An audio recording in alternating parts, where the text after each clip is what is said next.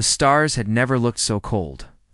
Lieutenant Commander Park Do-yeon stood on the bridge of the USS Indomitable, watching the endless darkness of space stretch before him. His team of 12 Navy SEALs waited in silence behind him. They had trained for years, fought in countless battles, and survived things that would break ordinary men. But none of them had ever faced anything like this. 3 months ago, humanity made first contact with alien life. The Galactic Council, a coalition of 12 species who had ruled the galaxy for thousands of years, sent a message to Earth. It was not a greeting. It was a warning. Humans were primitive, they said. Humans were weak. Humans should stay on their small blue planet and be thankful the Council allowed them to exist. Earth's leaders smiled and nodded, but behind closed doors, they prepared.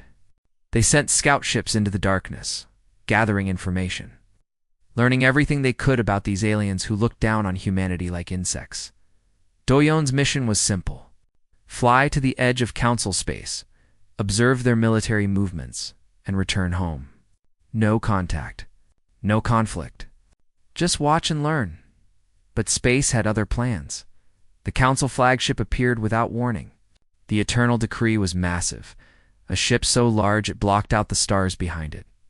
Its hull was covered in strange symbols that glowed with blue light. Weapons locked onto the Indomitable before anyone could react.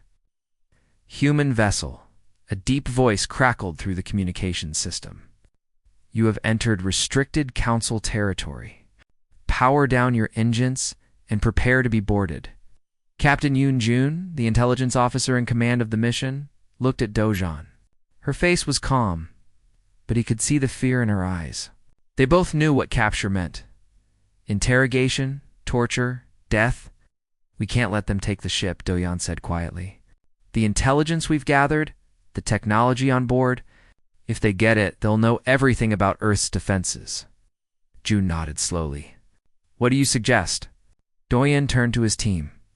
11 faces looked back at him. Men and women he had trained with, bled with, nearly died with. They were more than soldiers. They were family. Get to the escape pods, he said. Take the data cores and run. I'll buy you time. Beak Sora, his second in command, stepped forward. Her eyes were hard. We don't leave people behind. That's the rule. Your rule, and I'm changing it. Ow. Do-yeon put his hand on her shoulder. Someone has to stay and fight. Someone has to make them think we're all still here. It has to be me. Why? Sora demanded.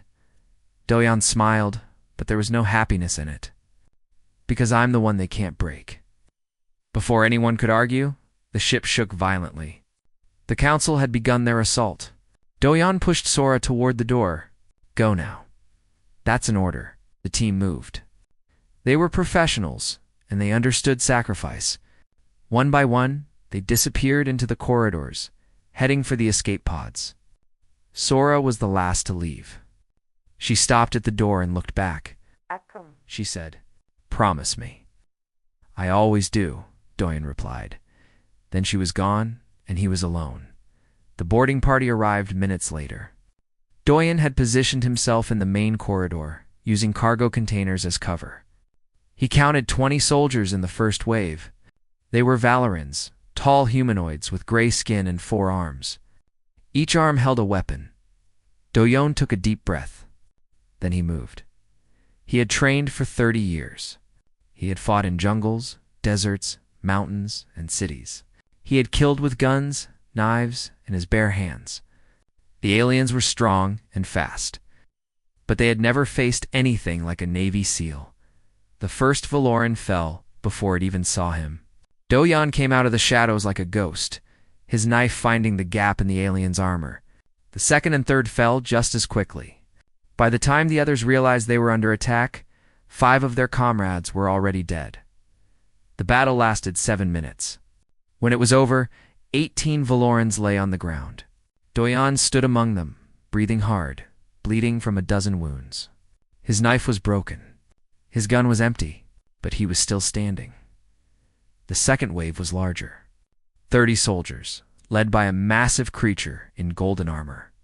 "Hi, Arbiter Telmach," commander of the Council's military forces. His body was like an insect's, with a hard shell and mandibles that clicked when he spoke. "Impressive," Telmac said, his voice cold. "For a primitive," Doyen raised his fists. "Come find out how primitive I am." Oh, they overwhelmed him eventually. It took 40 soldiers to bring him down, and even then, he broke 6 more bones before they could restrain him. Telmac watched the whole thing with growing interest. "What is your name, human?" he asked. Oyun spat blood on the floor. "Park Doyen, Lieutenant Commander. Service number 7-7-2-9-4. Ow. And your purpose here?" Doyen said nothing. Telmac's mandibles clicked in what might have been amusement. "Take him to the silent truth. Our interrogators will loosen his tongue." They dragged Doyen through the corridors of the Eternal Decree. Aliens of all shapes and sizes stopped to stare at him. Most looked at him with disgust or curiosity. But some, he noticed, looked at him with something else. Something like fear. Good, he thought. They should be afraid. They threw him into a cell designed for creatures 3 times his size. The walls were smooth metal. The floor was cold. There was no bed, no water, no light except a dim glow from the ceiling. Doyen sat down in the center of the room and closed his eyes.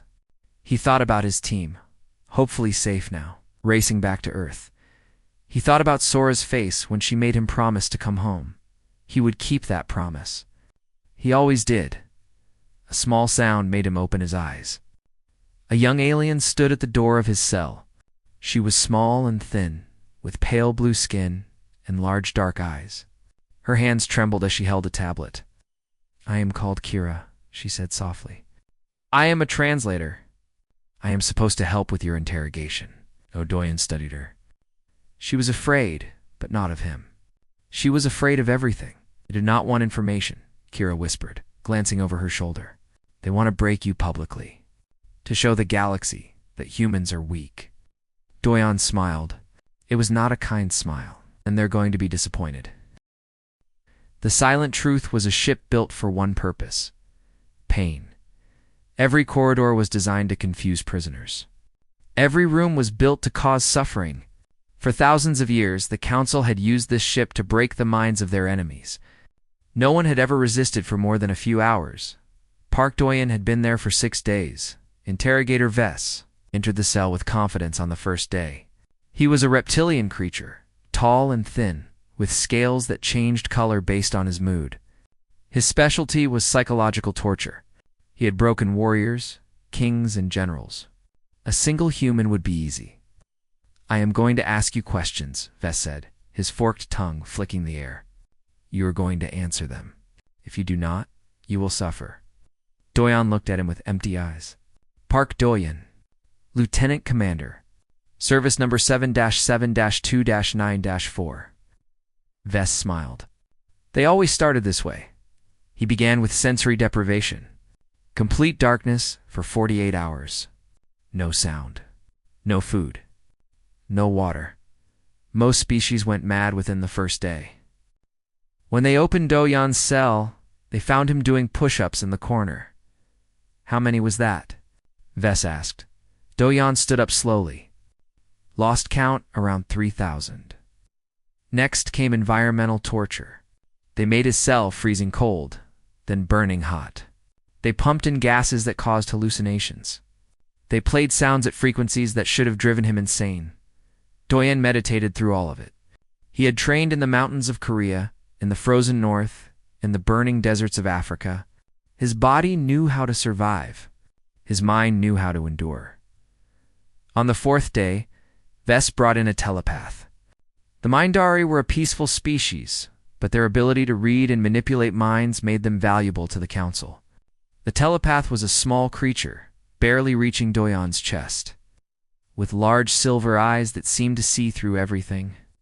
"Enter his mind," Vess commanded. "Take what we need." The telepath hesitated. "His mental barriers are unusual.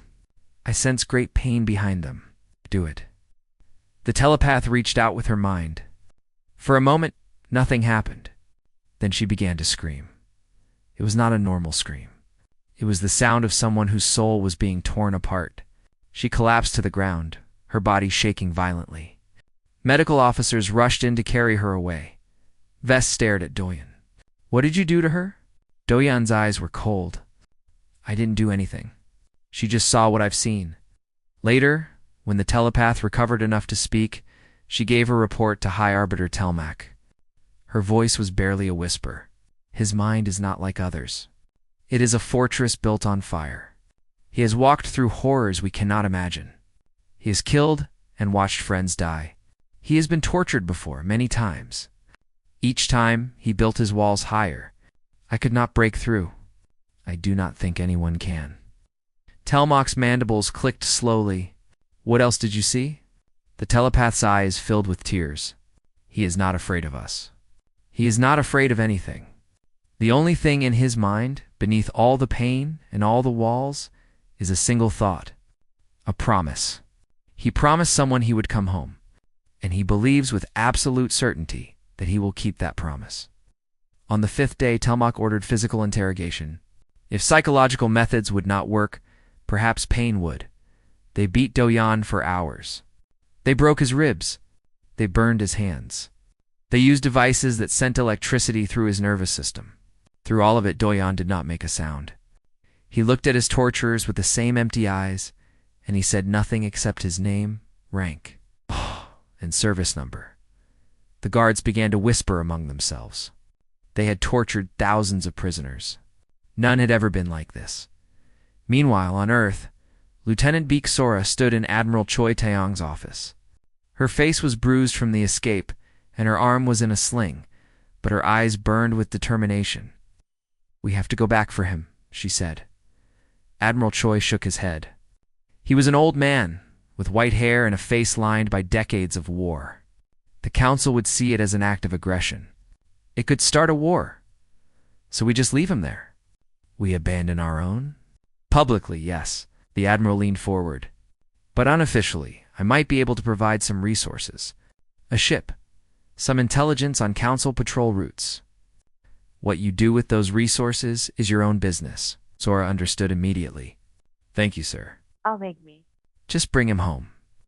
Sora left the office and made 3 calls. The first was to Han Min-jae, the best hacker and engineer she knew. The second was to Kim Yuna, a combat medic who had served with Dojan on 3 continents. The third was to the rest of their team. Within 24 hours, they had a stolen council vessel and a plan. Back on the Silent Truth, Kira came to Doyan's cell late at night. The guards were sleeping, bribed with credits she had saved for years. She carried water and medical supplies hidden in her robes. Doyen was sitting in the corner, his eyes closed. He opened them when she entered. "You should not be here," he said. "If they catch you, they will kill you." Kira knelt beside him and began cleaning his wounds. "I know. Then why?" She was quiet for a moment. Her hands were gentle as she worked. "When they brought you in, you looked at me. Do you remember?" Doyen nodded. "You looked at me like I was a person, not a slave, not a tool. A person." Her voice trembled. "The Council conquered my world when I was a child. They killed my family and took me as a servant. For 20 years, no one has looked at me the way you did. Like I matter." Doyen reached out and took her hand. "You do matter. Everyone matters." Tears fell from her dark eyes. "When you escape, take me with you, please." "When I escape," Doyen said firmly. "Not if, when. And yes, I will take you with me." Kira smiled through her tears. It was the first time she had smiled in years.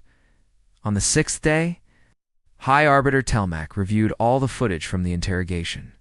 Something about this human bothered him. Something did not make sense. He pulled up Doyen's military file, captured from the Indomitable's damaged computers. Most of it was classified, but one piece of information stood out. Callsign, Reaper, Telmac's blood ran cold. He had heard that name before, in intelligence reports, in whispered rumors. A human soldier who had completed 17 impossible missions. A ghost who left only bodies behind. He had thought it was a myth. A story humans told to frighten their enemies. But now that myth was sitting in his ship, Telmac opened a channel 2, Council Intelligence. I need everything you have on human special operations. Specifically, anything related to an operative called Reaper. Is something wrong? Telmac looked at the security footage. Doyon sat in his cell, calm and patient, like a predator waiting for the right moment to strike. I think, Telmac said slowly, we may have made a terrible mistake. The files arrived on Telmac's desk 3 hours later. There were hundreds of them, collected from spies, intercepted communications, and captured enemy soldiers. As he read through them, his confidence slowly turned to dread. The Reaper was not a myth. 15 years ago, a human colony on the edge of known space was attacked by pirates. 300 civilians were taken hostage. The pirates demanded payment from Earth, but the colony was poor and Earth was far away. No one expected help to come. It came anyway.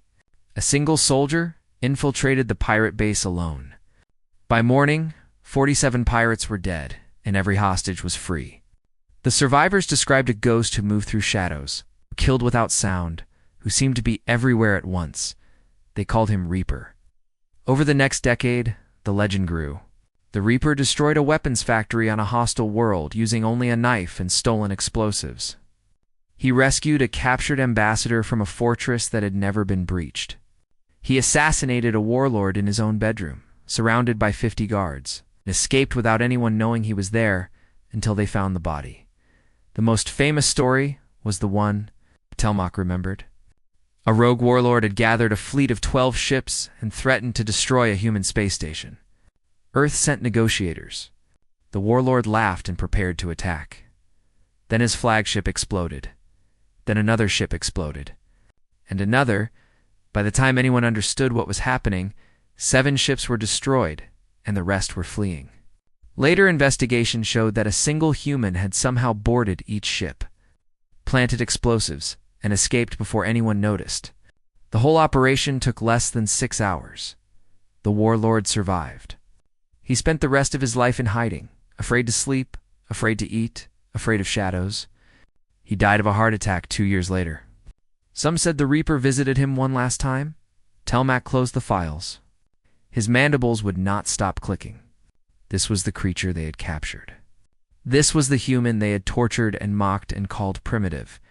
He had to tell the crew, within hours. Everyone on the Silent Truth knew. The Reaper was on board. The ghost of human special operations was sitting in their prison cell. The change was immediate.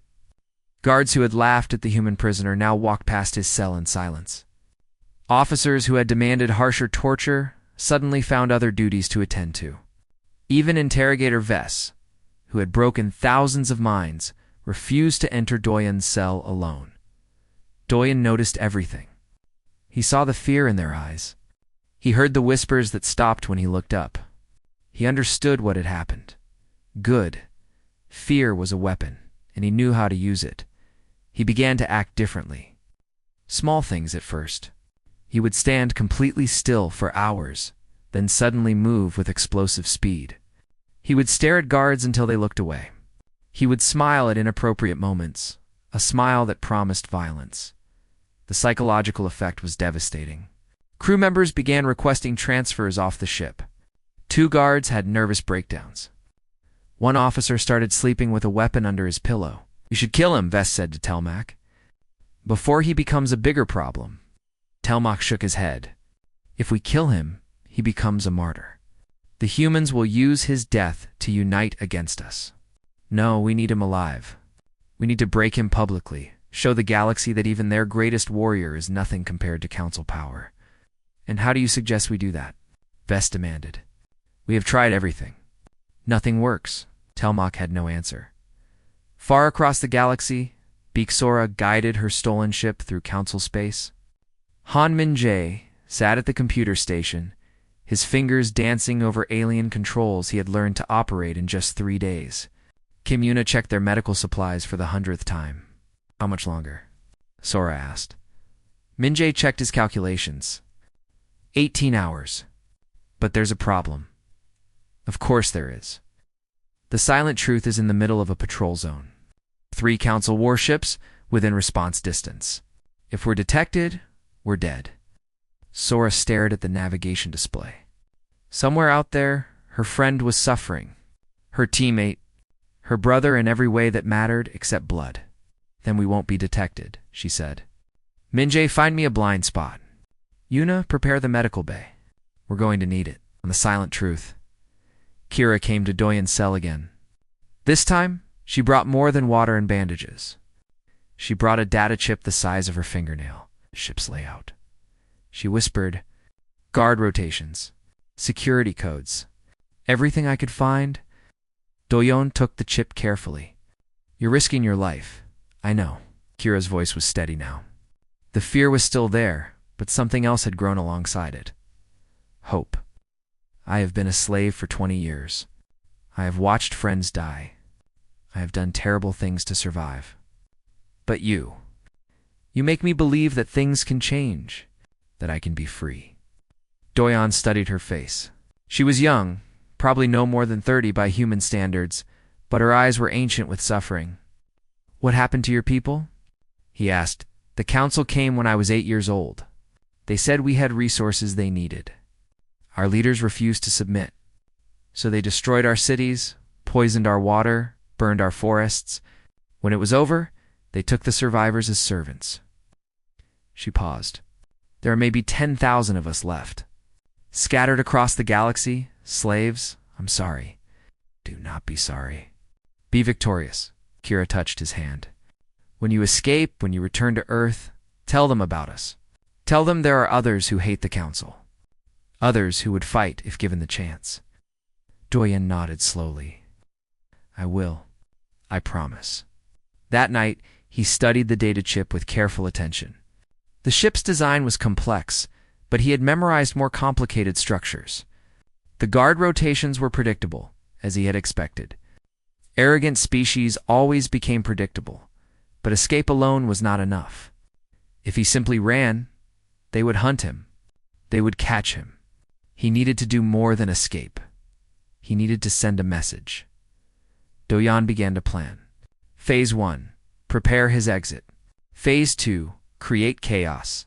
Phase 3, escape with Kira. Phase 4, make them afraid. He had been working on Phase 1 since his first day in the cell.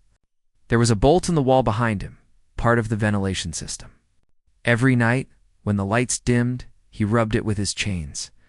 Slowly, patiently, weakening the metal through friction and pressure. It was almost ready. He thought about Sora. She would come for him, he knew. She had never left anyone behind, and neither had he. The question was whether she would arrive in time, or whether he would have to save himself first. Either way, he was getting out of this ship, and when he did, the Galactic Council would learn a lesson they would never forget. On the bridge, Telmac reviewed the latest intelligence reports.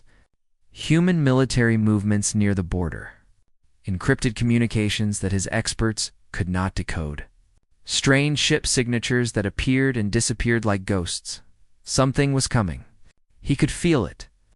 Double the guards on the prisoner, he ordered, and keep all weapon systems online. His officers obeyed without question. But Telmac knew, deep in his ancient bones, it would not be enough. The Reaper was coming home, and nothing in the galaxy could stop him. The bolt came free at exactly 0300 hours, ship time. Doyen held it in his hand, feeling its weight. It was 6 inches long, made of hardened metal. In the hands of an ordinary person, it was nothing. In his hands, it was death. He waited for the guard rotation. 2 Valoran soldiers walked past his cell every 15 minutes. They had stopped looking inside weeks ago. The Reaper was chained and broken, they believed. He was no threat. They were wrong. When the guards passed, Doyen moved. He had been picking at his chains with a piece of his own broken bone for days. The locks clicked open. He stood up slowly, his body screaming with pain from weeks of torture. He ignored it. Pain was just information. He did not have to obey it. The cell door had an electronic lock, but Kira's data chip had given him the override code. 3 seconds later, he was in the corridor. The first guard never saw him coming. Doyen's hand covered the alien's mouth, while the bolt punched through the weak point in his armor. The body slid to the ground without a sound. The second guard turned at the soft noise. He had just enough time to see a human face in the darkness before the same bolt found his throat. Do-yeon took their weapons. Alien design, but simple enough. Point and shoot. He could work with that. He moved through the ship like smoke. Every step was calculated. Every corner was cleared with precision learned in 100 battles. The silent truth was large, but he had memorized its entire layout. He knew where every camera was, where every guard stood, where every weakness waited to be exploited. His first target was the communications array. If the ship called for help, everything would be over. He found the room guarded by 4 soldiers and a technician. 30 seconds later, he was alone, surrounded by bodies and shattered equipment. His second target was the engine room.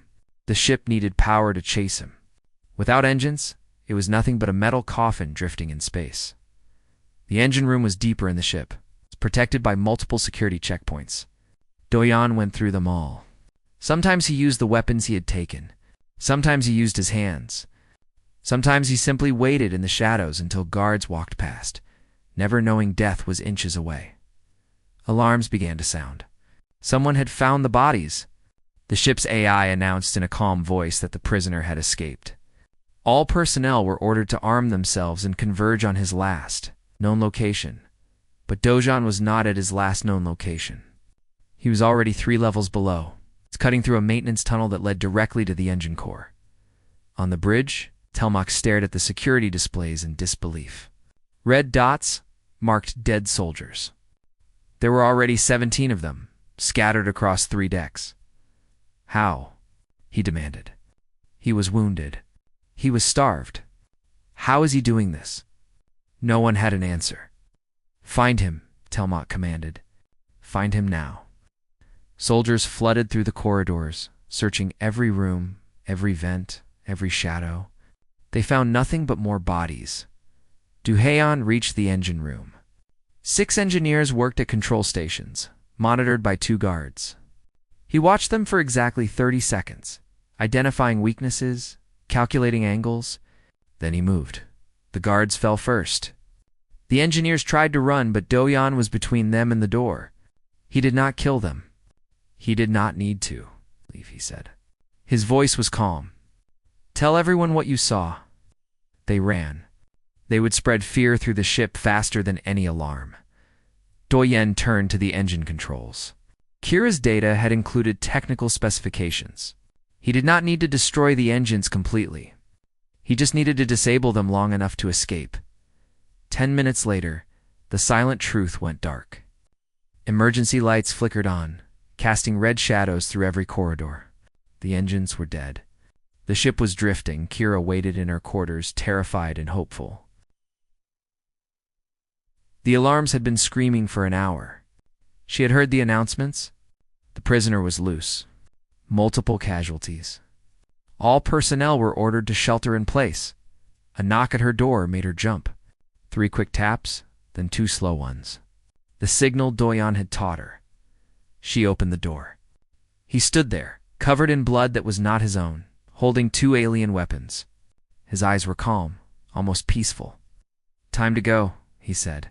They moved through the ship together. Kira knew paths the crew rarely used, service corridors and forgotten passages. Do-yeon cleared obstacles with terrifying efficiency. They made good progress toward the hangar bay. Then they found Vess waiting for them. The interrogator stood in a wide corridor, blocking their path. He held a plasma rifle aimed at Do-yeon's chest. His scales were dark red, the color of rage. You destroyed my ship, Vess hissed. You killed my soldiers. You ruined everything. Do-yeon pushed Kira behind him. I'm just getting started. I am going to kill you slowly, human. I am going to make you scream for days before you die. Do-yeon tilted his head. You had 19 days to make me scream. You failed. Vess pulled the trigger. Do-yeon was already moving. He dove left, rolled, came up throwing. The bolt he had kept hidden in his sleeve flew through the air and buried itself in Vess's shoulder. The interrogator screamed and dropped his weapon. In 3 steps, Do-Yan was on him. 3 strikes, precise and brutal. Vess collapsed to the ground, disarmed and helpless. Do-Yan picked up the plasma rifle and pointed it at the interrogator's head. His finger rested on the trigger. 1 squeeze, and it would be over. "Wait," Vess gasped. "Please, I was following orders. I was just doing my job." Do-Yan stared at him for a long moment. Then he lowered the weapon. "I'm going to let you live," he said. "Not because you deserve it, but because I need you to deliver a message." "What message?" Do-Yan leaned close. His voice was quiet, but it carried the weight of absolute certainty. "Tell them what you saw. Tell them what one human did to this ship. And tell them this: we are not prey. We are not primitives. We are not weak. Touch our people again, and what happened here will look like mercy." He stood and walked away, leaving Vess broken on the floor. The hangar bay was ahead. Do-Yan could see the ships lined up, ready for escape. He was going to make it. He was going to keep his promise. Then the external doors opened, and a small shuttle flew in. Do-Yan raised his weapon, ready to fight one more battle. Then he saw the markings on the shuttle's hull. Human markings. Earth Defense Force. The shuttle landed, and the door opened. Beak Sora stepped out, weapon raised, eyes scanning for threats. Behind her came Han Min-jae and Kim Yuna. Sora stopped when she saw Do-Yan. She stared at him, at the blood on his clothes, at the alien girl beside him, at the unconscious guards scattered across the hangar floor. "You couldn't wait for us?" she asked. Do-Yan smiled. For the first time in weeks, it was a real smile. "You were taking too long," Sora laughed, and then she was running toward him. She wrapped her arms around him carefully, mindful of his injuries. He hugged her back just as tight. "I knew you'd come," he whispered. "Always," she replied. "That's the rule." Behind them, Min-jae was already starting pre-flight procedures. Yuna was preparing medical supplies. They needed to move fast. But on the bridge of the Silent Truth, Telmuk watched the security footage with growing horror. One human, one wounded, starving, broken human, had dismantled his entire ship. He opened a channel to Council Command. "I need reinforcements," he said. "Immediately. 12 ships. Armed and ready for combat," reply came quickly. 12 ships. "For one human?" Telmuk looked at the footage again. The Reaper moving through corridors like death itself. Soldiers falling before they could even react. A legend made flesh. "Trust me," Telmuk said quietly. "It's not enough." The shuttle launched from the Silent Truth as alarms echoed through the dying ship. Sora piloted with desperate skill, weaving through debris and emergency escape pods. Behind them, the Council vessel drifted without power, a wounded beast in the darkness of space. "Status report," Sora called out. Minja's fingers flew across his console. "Engines at full power. Shields at 60%. But we have a problem." "What kind of problem?" "The kind with 12 warships." The display lit up with red icons. A Council fleet had just arrived at the edge of the system. 12 vessels, armed and angry, moving to intercept. Do-Yan sat in the medical bay while Yuna treated his wounds. He had lost 15 kilograms during his captivity. 3 ribs were broken. His hands were covered in burns, but his eyes were clear and focused. "Can we outrun them?" he asked as Sora shook her head. "Their ships are faster. We have maybe 20 minutes before they're in weapons range. Then we need another option." Kira, who had been sitting quietly in the corner, spoke up. "There is an asteroid field nearby.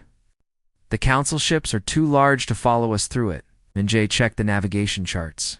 "She's right. It's dangerous, but possible. If we can reach it before they catch us?" "Do it," Do-Yan said. "Get us to that field." Sora pushed the engines to their limits. The small shuttle screamed through space, racing toward the distant cloud of rocks and ice. Behind them, the Council fleet gave chase. In the medical bay, Yuna worked on Do-Yan's injuries. She had served with him for years, had patched him up after countless missions, but she had never seen him this damaged. "You should be dead," she said quietly. "Probably." Do-Yan watched her work. "But I made a promise." "To Sora?" To everyone. To my team. To my country. To myself. He winced as she said a broken bone. We don't leave people behind. We don't give up. We don't break. Una smiled sadly. You're the most stubborn man I've ever met. That's why they call me Reaper. I always come back. The asteroid field loomed ahead.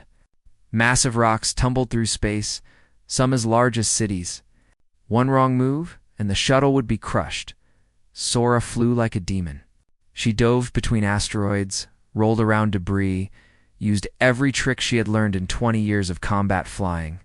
The Council ships tried to follow, but their massive hulls could not navigate the narrow passages. One by one, they fell back, but they did not leave. They're positioning at the edge of the field, Binge reported. Blocking our exit route. Can we find another way out? Sora asked. I'm looking, but this field is huge.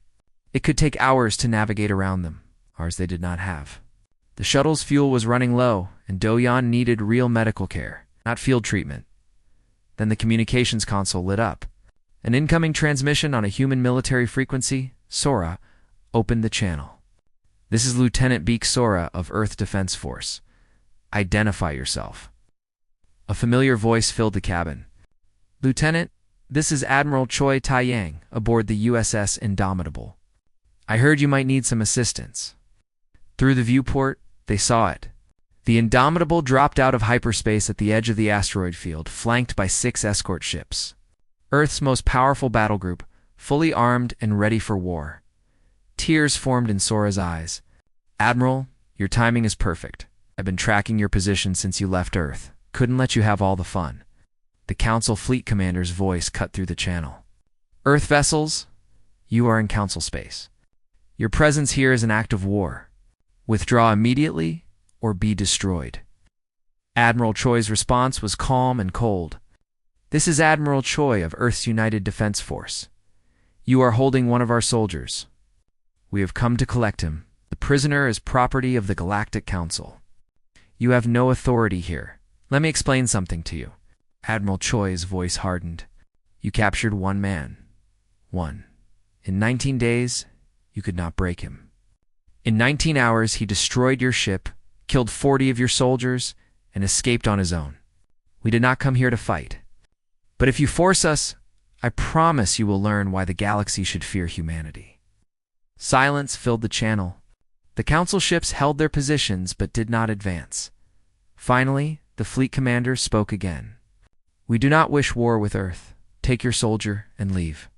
This incident will be reported to the Council. Report whatever you want. But remember this moment.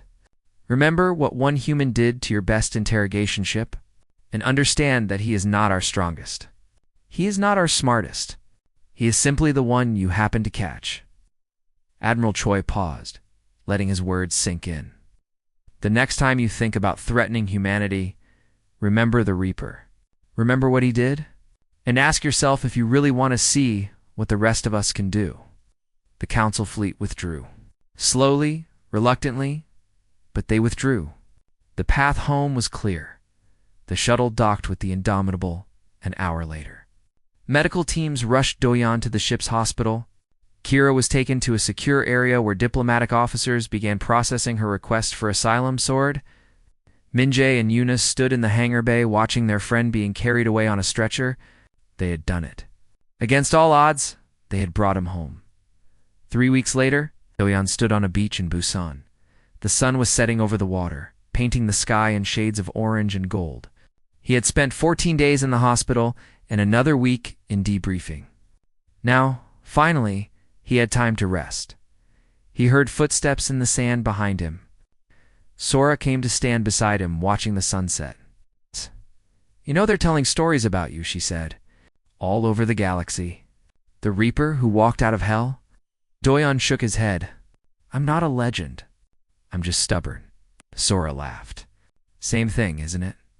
They stood in silence for a while, watching the waves. Kira got asylum, Sora said finally. She's going to work with Earth's diplomatic corps. Help us understand the Council better. Could she deserve better than what they gave her? She asked about you. Wanted to know if you were okay? Do-Yan smiled. Tell her I'm fine. and tell her I kept my promise." Sora nodded. She reached out and took his hand, squeezing it gently. "Welcome home, Reaper, across the galaxy." In council chambers and military academies, in government offices and intelligence agencies, a new understanding was taking shape. Earth was small. Earth was young. Earth was supposed to be primitive and weak, but Earth produced soldiers like Park Doyen, humans who did not break, humans who did not surrender, humans who kept their promises, no matter the cost. The Galactic Council had captured a Navy SEAL prisoner. They had tortured him, mocked him, tried to destroy him. They had called him primitive. They had called him weak. They learned why humans called him Reaper, and they would never make that mistake again. On his final night in the hospital, before his discharge, Doyen had received a visitor, High Arbiter Telmec, requesting a diplomatic meeting. The nurses had objected, but Doyen agreed to see him. Telmec stood at the foot of his bed, his mandibles clicking nervously. For a long moment, neither spoke. "Why?"